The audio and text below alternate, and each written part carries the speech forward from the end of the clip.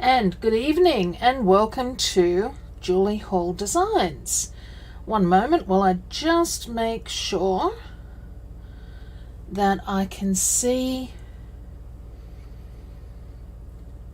everything coming together here.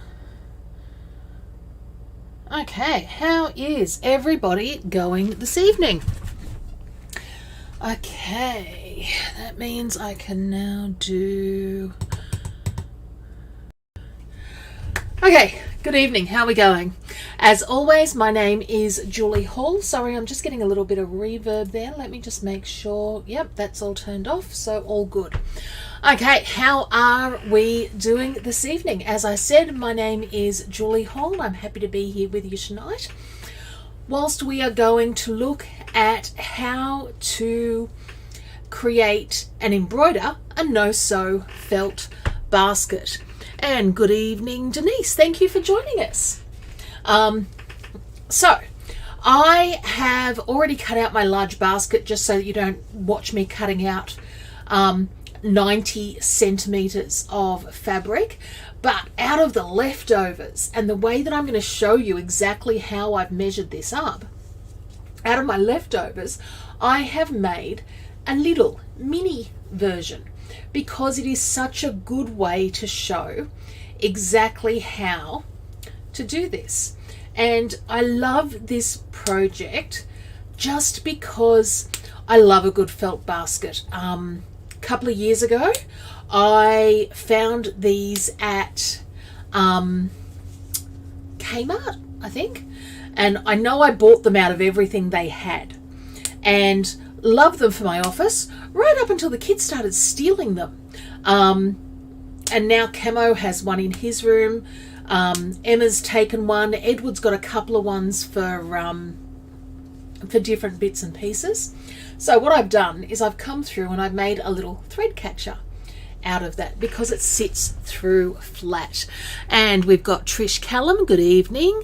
Kathleen Oderkirken, thank you for joining us. Kerry Merritt, Christine Annabelle, thank you so much for joining us. And they're just handy and they are quick to make and to personalize. But this project came about because I bought a new car at the end of last year. Well, new to me. It's a very old car, don't get me wrong. And it doesn't have a console in the center. It's a people mover so that I can put machines in the back of it and stock.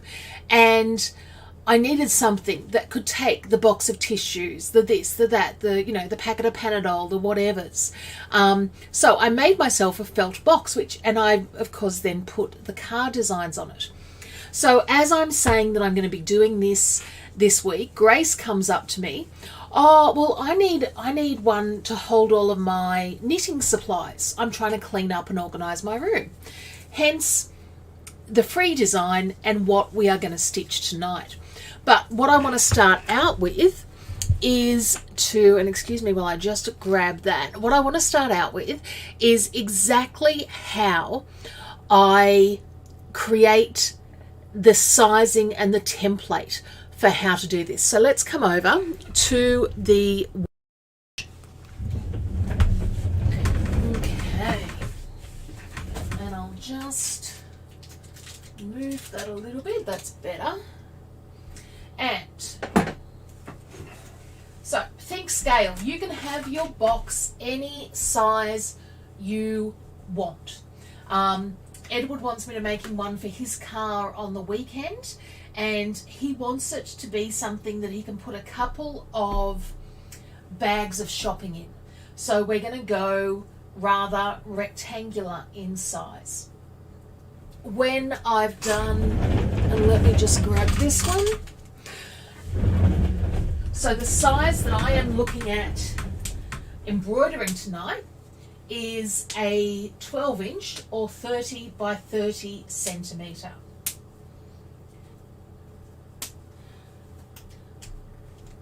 This one is just ever so slightly rectangled off because the fabric that I had to work with after I'd cut out the larger version was 12 inches by 11 inches. So therefore, my little case here for my threads is a little bit on the rectangular side. What I'm going to do tonight is do a narrow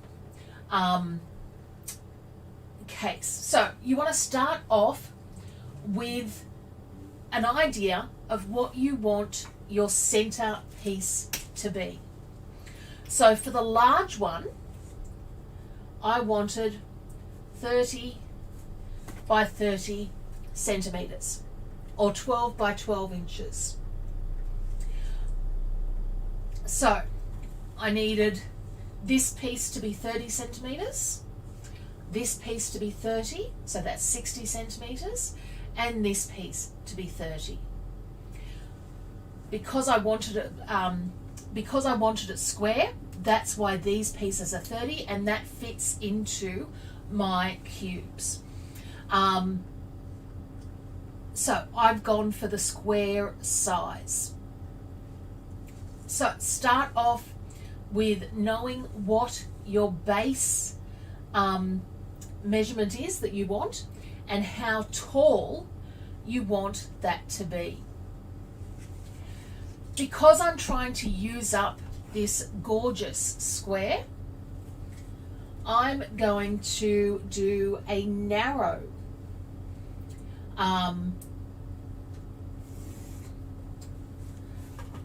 box, not a narrow box, but a short box. And I'm going to have my sides being 2 inches. And what that means, and on Sunday afternoon, I'll sit here with the computer and I'll show you exactly what I mean when you choose how to, when you put in your measurements together. I'll go on a plain white paper. And good evening, Marks. Thank you for joining us. Now, the first one of these that I made, I stuffed up slightly because what I did was I just came out and then I cut these corner pieces. But that does not then give me anything to fold over.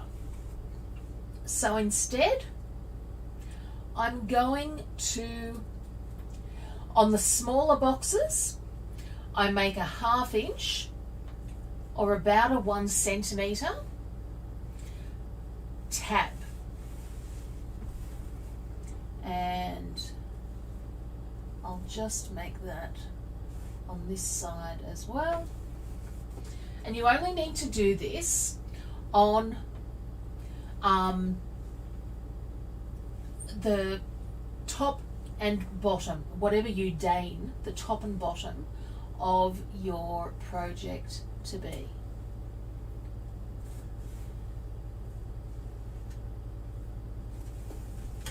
And that's going to give me that tab, which means that when I pull the project together, it's going to allow me to fold that in and keep everything secure. Okay, so from there, I'm going to take my scissors and I am going to carefully cut.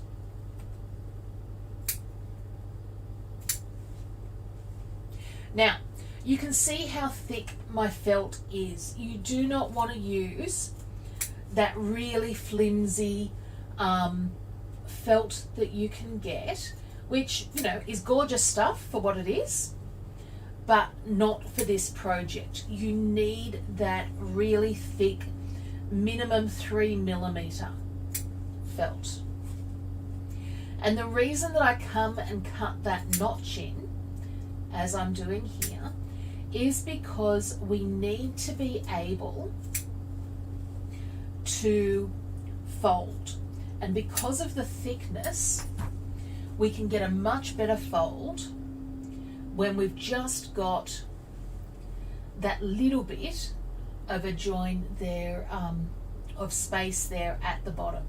Now, when I do larger boxes, such as the one that I'm embroidering tonight, I make the notch an inch,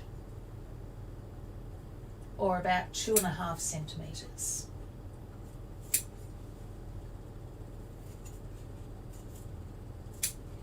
Okay, so there I've got my basic design,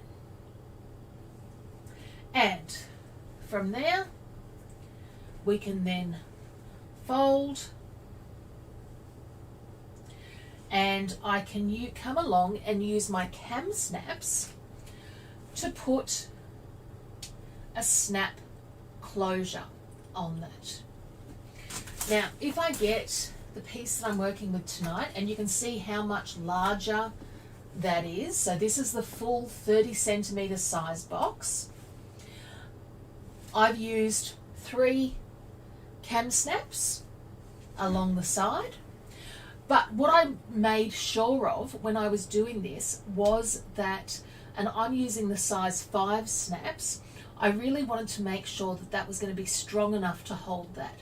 So depending on what snap closures you use, just make sure that they are strong enough to hold that together. Once I've done that, I've come along and again, using my chalk pencil, I've marked up the center of my design. The reason I want the center of that design is so that I can choose exactly where that is going to sit. Now, for ease of embroidery, I've also come through and I've just used a couple of quilt clips to hold the other sides of the felt open. So let's come and have a look at, and hold on while I just, okay. Let's come and have a look.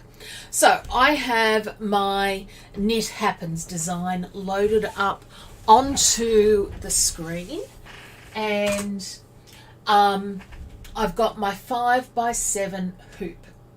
I've also got wash away thread loaded in. So I don't know how many of you have stitched with felt before, but brutal honesty, it is an absolute bugger to try and get into the hoop. Now all I'm doing here, I'm just going to come around and show you, I'm just folding that open there so that it doesn't butt up against the side of my machine. Now, I know I'm giving you a bit of a quick overview there, but what I want to do is come through. So what I'm doing is, and you can just see I've got a little laser there that allows me to set and show exactly where that needle is going to go and sit down. And I'm just using that to place that at the needle at the right place. And then you can use the little needle turn down bar there. But what I'm going to do is, and you know what? I am so stupid.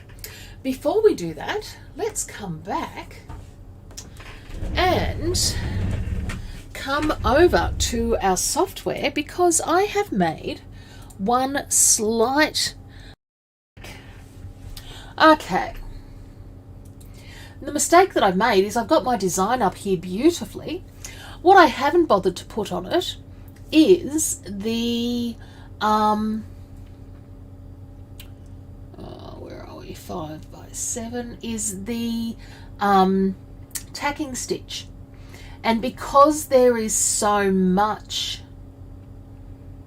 okay, here we go, because there is so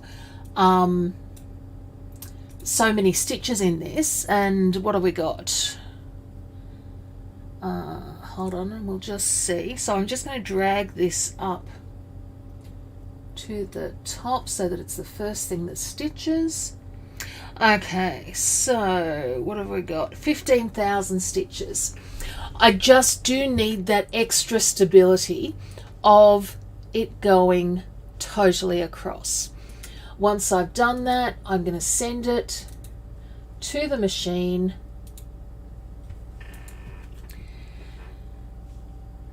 And then we can come back. Oh, that looks a bit better. Sorry to stuff yous around like that. But I do have people who tell me they like it best when I stuff things up, so you know, I try to help. And hold it down for the first couple of stitches.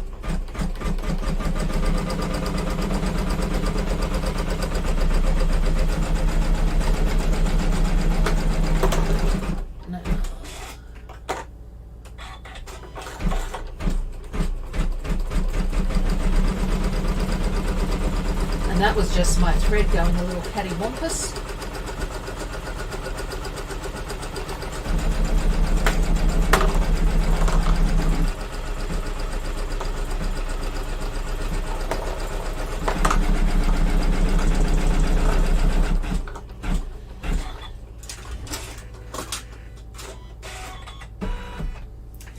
Okay, so I can now take my wash away thread away. And we got Mark Crosby, Sandra Dunbar, Ray Smith. Who else have we got here tonight? Kim Macon, hello. Okay. So now we can actually put the machine down there. And I'm going to go just subtle colours tonight.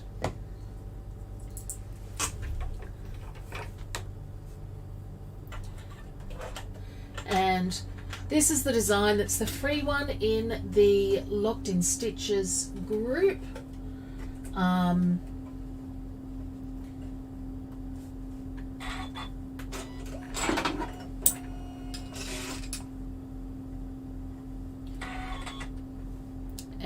the first thing that we're going to stitch is we've got our knitting needles, our scissors, and the word happens.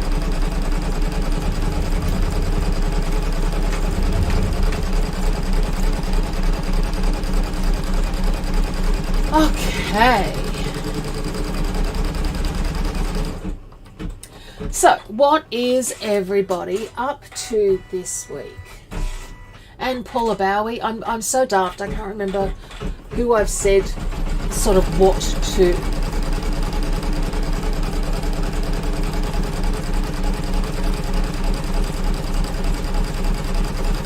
And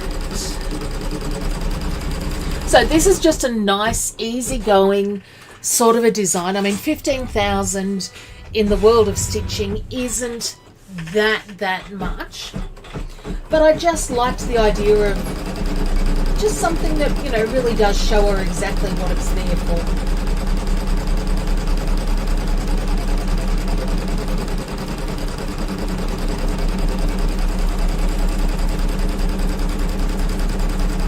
Now, question for you all. How many of you have a bedazzler or hot fix crystal little tool?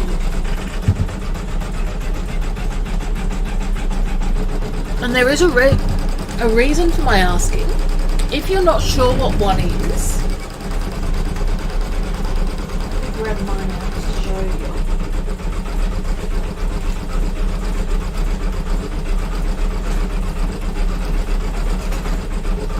Because how many of us have bought stuff and don't kind of know too much what we've got?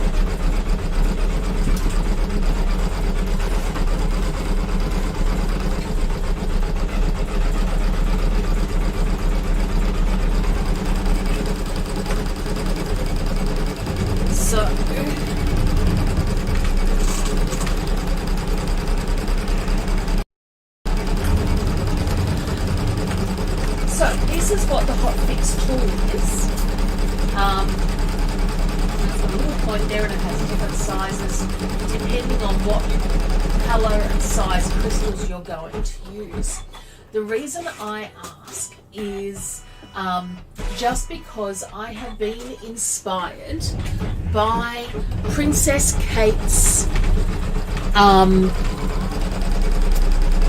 headpiece from the coronation. Now,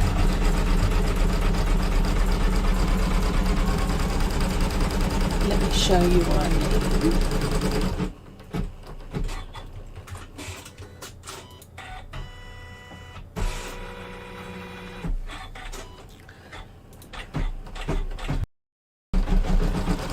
So this is what I'm talking about, and the first thing I saw when I thought that,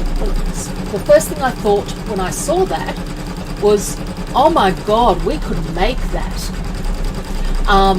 So I have been playing with some lace, and I'll show you exactly what I've been doing.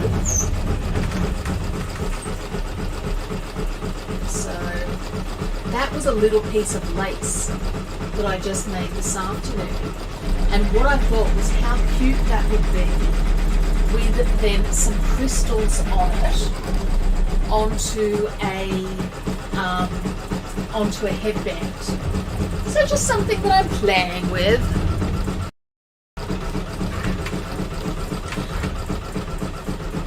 Okay, so Marg Crosby is getting ready for holiday to Birdsville. Oh wow!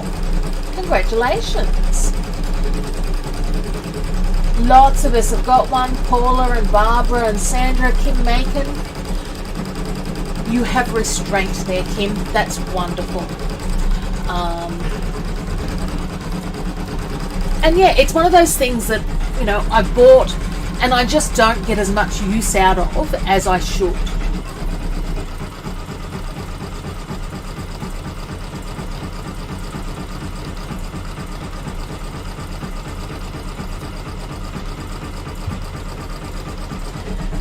Okay, so now we're on to our wording.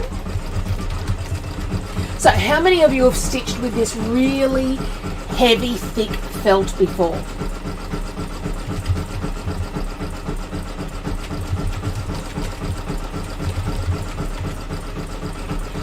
Paula's, much like me, Paula, you bought it, but you don't use it enough.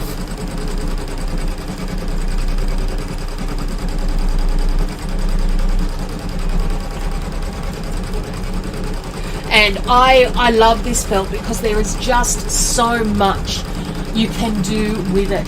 And the other one that I'm thinking of, and one of the things I love about these boxes is just that 12-inch leftover, 11 and a half, whatever you want to call it, leftover piece that you get to then, choose to do whatever with. Oh my God, everyone's going away at the moment. Kim's getting ready for 8 weeks to the Cape. Oh my God. Okay, so Denise is saying she's never used the thick felt before. It is just a game changer. It is such a cool one to play with. But let me show you what I was inspired by this week on Pinterest.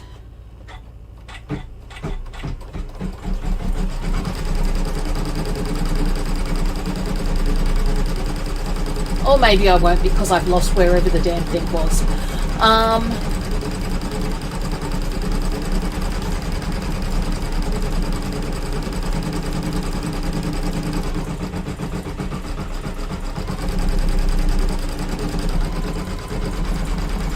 But, well, one of the things, using really thick felt, and probably, an electric cutter or something to make all the squares and then turning those into like origami art. And I thought that was kind of cool. But what I really loved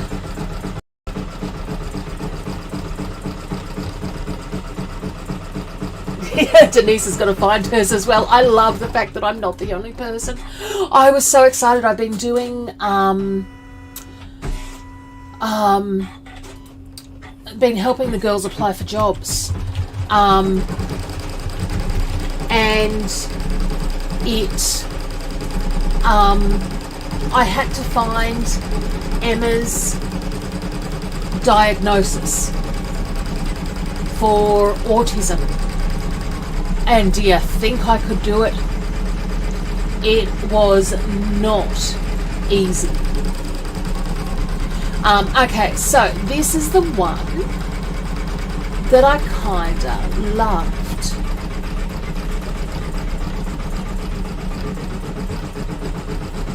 And that I've found inspiring. So while we these are felt vases that cover or slip over a standard drink bottle. So you can have like a vase in the office for a little flower. And I kind of thought that was just cool. So I really want to have a play with some of those as well. And as normal, I have way more ideas than I have time.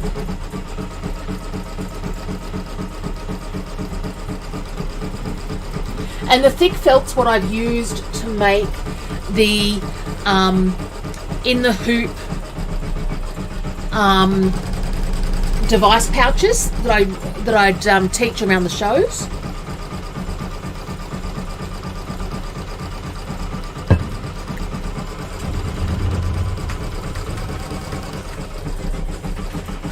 For those of you who had a long weekend this weekend, I hope it was lovely.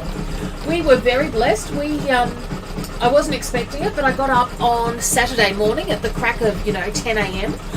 and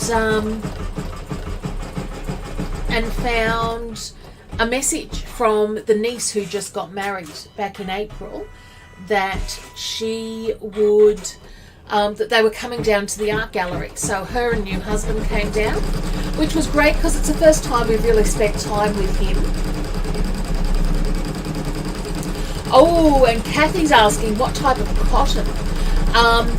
That one is one of the ones from Mum's Stash, and it is Gutermann, and I'll give you a colour number, 7495. It's a minty, but it's a creamy minty green. It's a really weird one. You know the worst thing there though, Kathy, when you said what type of cotton are you using, I'm thinking, no, I'm using felt. My heavens, people just don't listen, do they?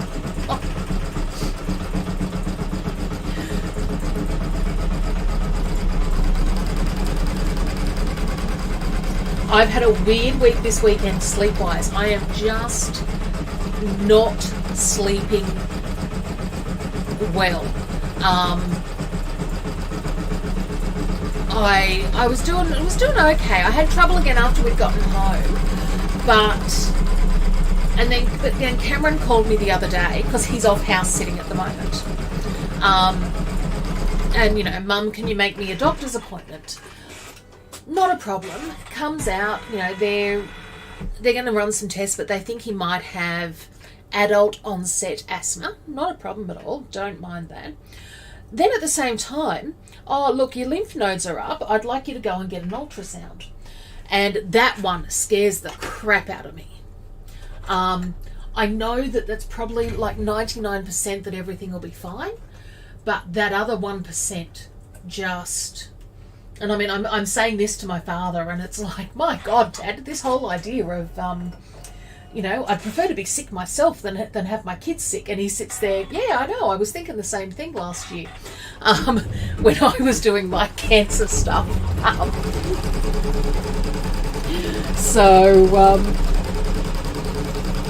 So yes, he's getting a good laugh out of me at the moment.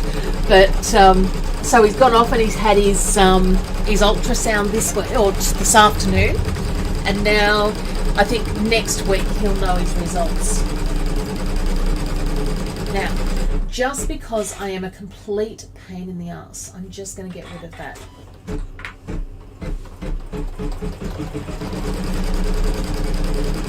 So Kathy was asking, that was the colour, and it was Gutermann Decor. I would hate to even consider how old that was. Because yeah, as I said, from Mum's stash when we cleared out all of her stuff.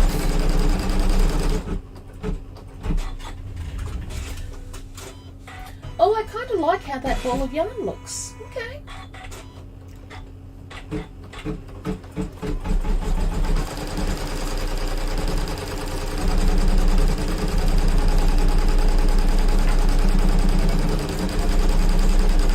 Now, how many of you, while we're on the what tools do we have, how many of you have cam snap kits? Let me pop away my crystal fixer. I'll show you what I mean by the cam snap.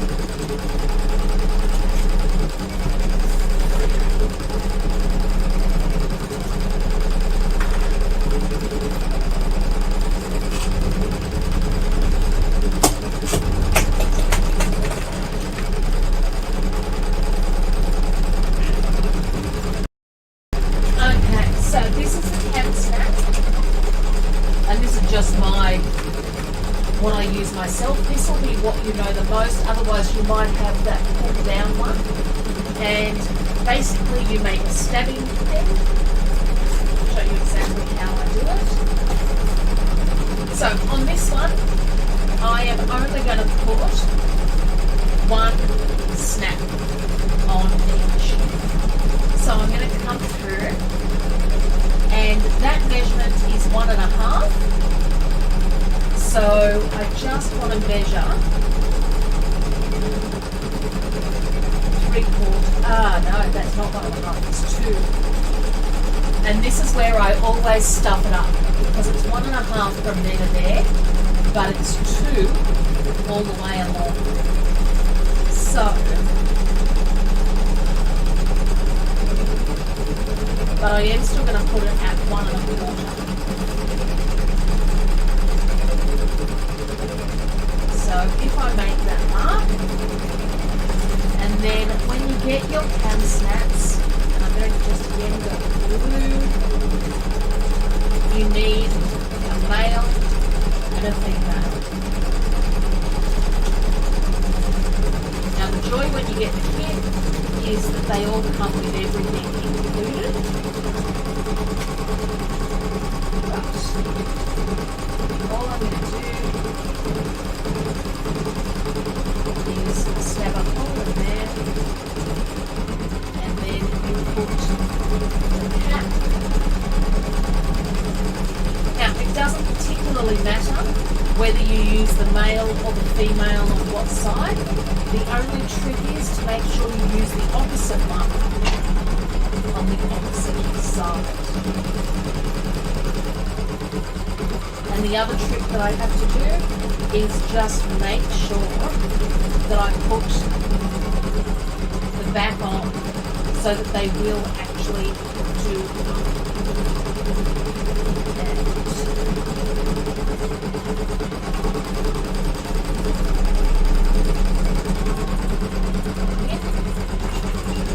and what we're then left with is that completed side. And then you go and you do the rest of the sides. Now, if we have a look at how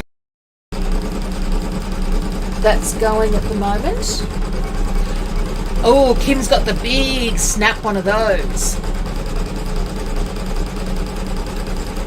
Oh, lots of you have got the big press. I'm feeling very inadequate.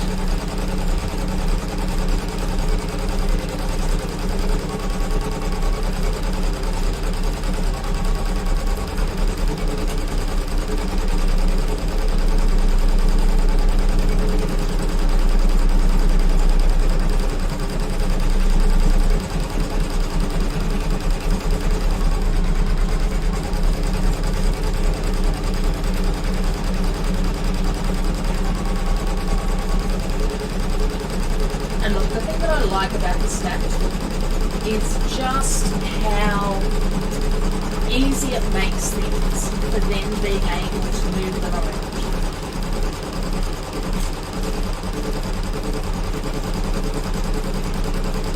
And by that, what I mean is, like, if I want to take it somewhere, I can just unsnap it and close it up.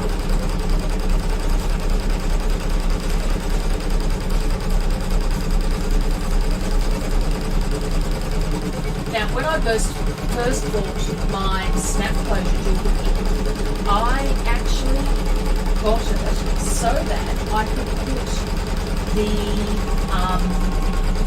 the closures on my mother-in-law's clothing at the home, and that has been such a good thing to do. The only thing I wish is that I bought the better setting tool for that.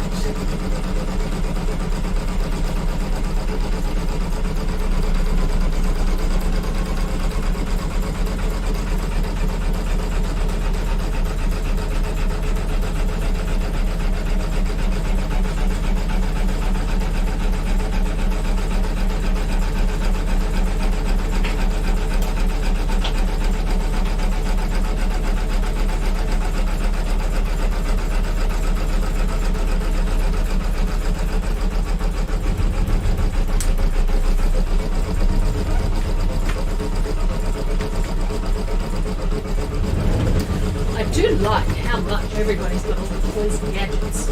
These are the fun things of sewing. It's all about the accoutrements.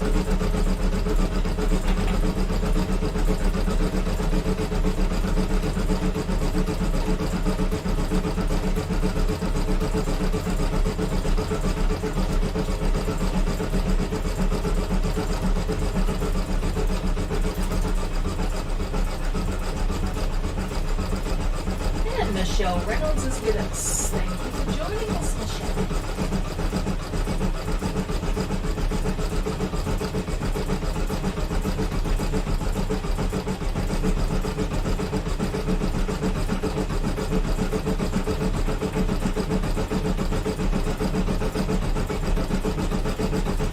It's hard to see how the colours are going together, but it's actually coming together quite nice.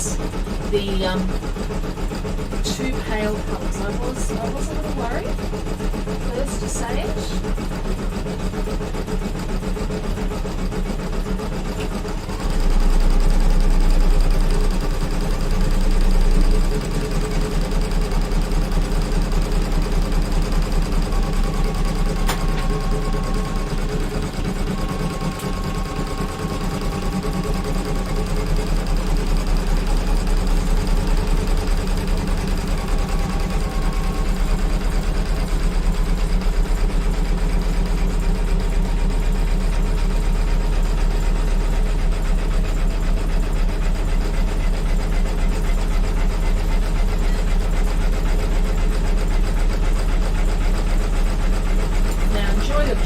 My daughters have now finished their classes for the term. So I'm making them apply for a job a day, and then they are going to be getting a whole lot more tasks. So if anyone needs anything done, happy to hire out my daughters.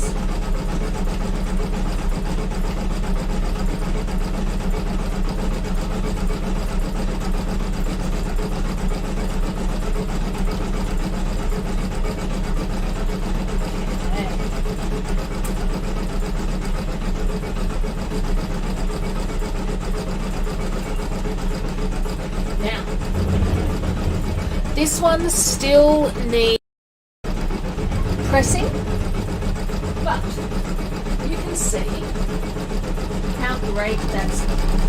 And when I say pressing, what I will do is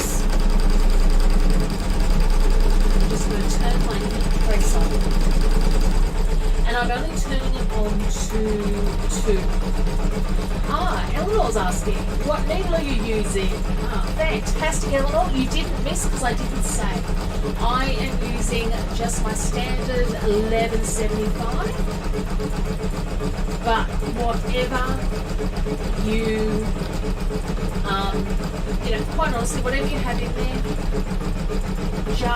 and I'm using a speed of 600. And Kim's asking, do I sell it though? Why? What a shock. I do, Kim. What's the price? I will confirm that for you in a minute. It is in the show notes. I think it's something like $15 for a half a metre. I'll just need to confirm.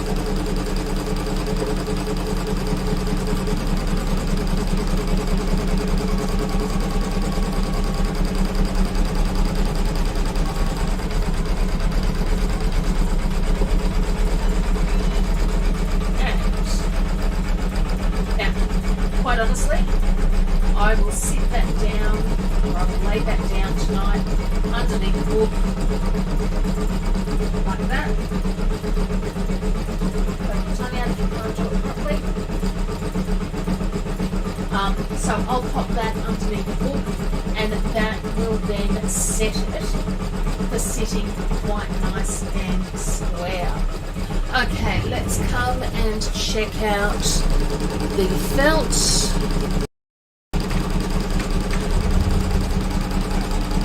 Ooh, I do like how that's looking.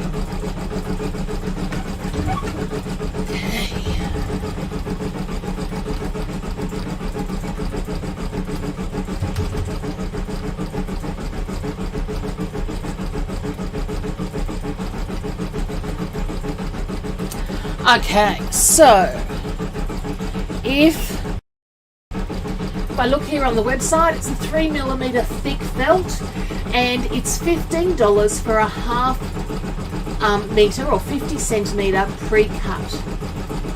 But what I mean by that is that, like, if you want a metre, buy 2 pieces and you'll get a single metre piece.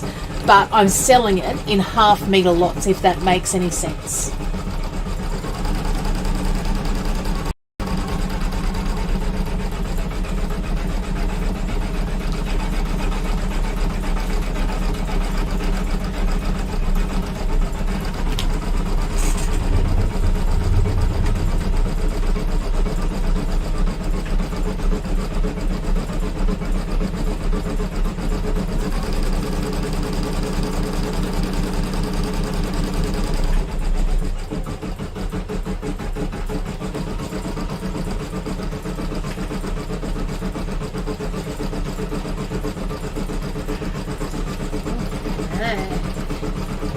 That is looking great. Now, the other thing that I did with the little one was I just sewed a handle on the back of it so that I can hang it up for my thread storage.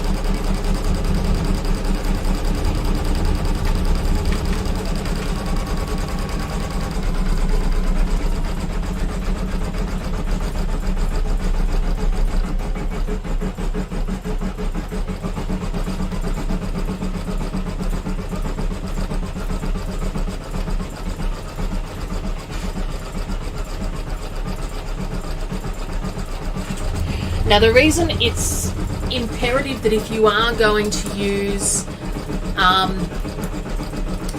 my X-rated basting stitch, so the big cross-hatch one, somebody was asking me this week why I say you have to use wash-away thread, and this is why. This line just here, if that is normal thread, those stitches are not going to come out. While they're wash away, it is nice and easy just to dab and they will disappear.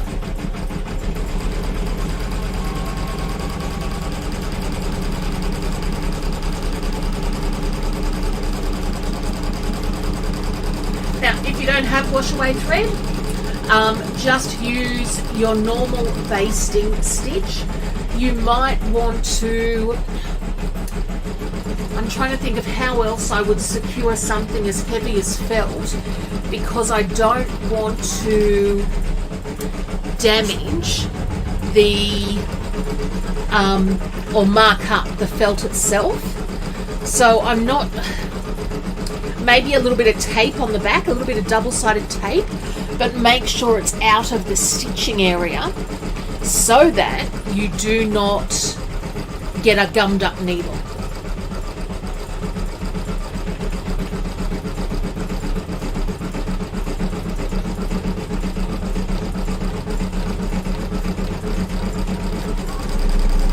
Now, normally, from a digitizing point of view, I would set stitches that make sure when we come up to this part here, it takes the underpinning away. Because there is such a small amount of stitches under there, it doesn't do that. So don't think I was too lazy to do it.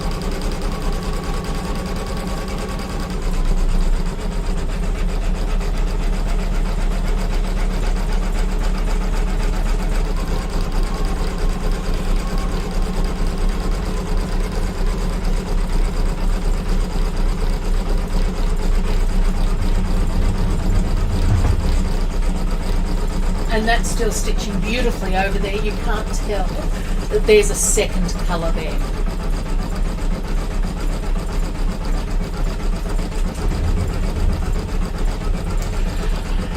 Ooh, good question, Trish. Would the magna pins be strong enough to hold it? Okay, if I had that in a larger hoop, the magna pins would be strong enough to hold it. Because I've used my 5x7 hoop, and that's pretty well the size of the design, it's leaving no room for the magna pins to sit. So if I was using a much larger hoop like my 11 inch by 11 inch or my 200 by 300, then I could use that one. But fantastic question. Now, on the point of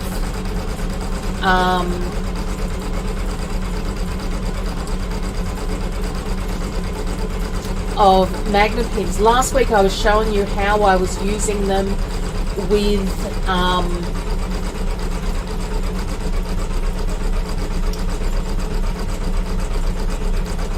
doing a lanyard. I've also, and I'm just looking for, okay, here we go.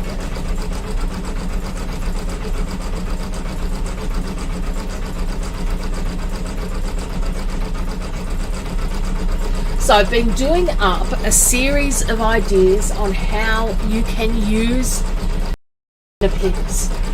So we've got, as we were talking about last week, using the magna pins to create or to stitch onto ribbon and make sure it's perfectly straight. I can use my magna pins to hold down a towel in the hoop. Also fantastic with English paper piecing. You can use it to hold two of those designs together.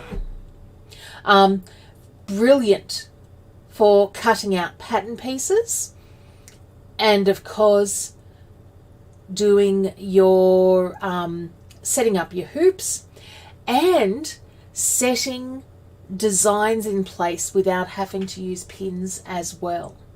So that's a couple of different ways that you can use your magna pins. But what I've now got is my design. So here we go. I've got my design there. Now, what I don't have is a bit of water, but after the class I'm going to come through dab the water on that, and that is going to then get rid of that basting line. And I can come through and take those clips off, and then now if you want to get fancy, get your little binding foot out and put a binding on just around the top there, and it'll just give it like you can use some of your decorative fabrics or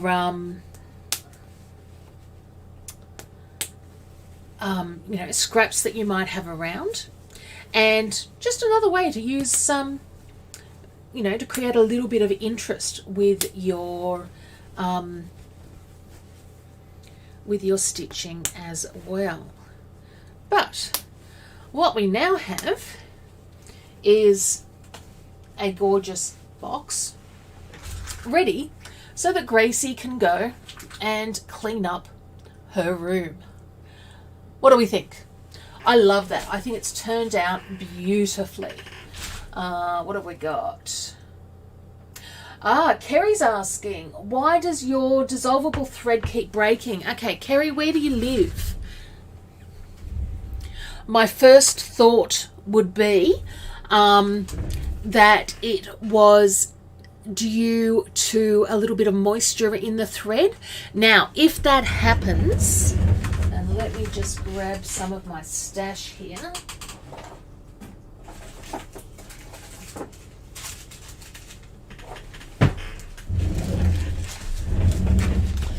Okay, so if you end up with, and like, you know, we all know we live in different climates wherever we are in the world. If you live in a climate that you get a little bit of moisture, whether that be from damp and cold or whether that be from heat and humidity, these desiccants that come with food, with shoes, with seemingly everything these days are brilliant. I save all of them, and sorry, this one just says do not eat. That's a very good thing. And I just throw them in my thread drawer. But if you are having a problem, take one of the, okay, so Kerry's in South Australia. Take a desiccant pack, chuck it in a Ziploc bag with your water-soluble thread. And you know, give it a day or so and see if that does solve some of the problems. Alternatively, check what needle size you're using, maybe, or what tension. I haven't had that happen to, I mean, you know, the occasional thread breaks, of course, but it's not a regular thing. So I'm sort of a little bit clutching at straws there as well. But as you've seen, mine threads up beautifully 99% of the time. And yeah, it's just keeping it out. I was worried when I was doing it just then that because I had that little piece of moist lace hanging around, I might have put that on top of the thread, and that was why mine was sticking. But I think it's just where it's coming from. It's down at the bottom of the container now. So hopefully that one will help a little bit. But yeah, I love this stuff, and you guys know, yeah, the products that I sell, I only sell because they're ones that I like as well. Like, you know, I might be a drug dealer, but I'm a drug taker as well. I'm a sewing drug dealer. Let's get it right. We don't want to take it out of context. So I might be a sewing drug dealer, but I'm a sewing drug taker as well. And basically, I just want to share all the good stuff. So loving how that one turned out. I'm going to do a rectangular box on Sunday afternoon, and I'll take you through with the computer layout of how I've sized that up as well. And we're going to do one of the car designs for young Eduardo's car. But other than that, have a stitching day, guys, and I hope you have a wonderful start to your weekend. See you next time. Bye.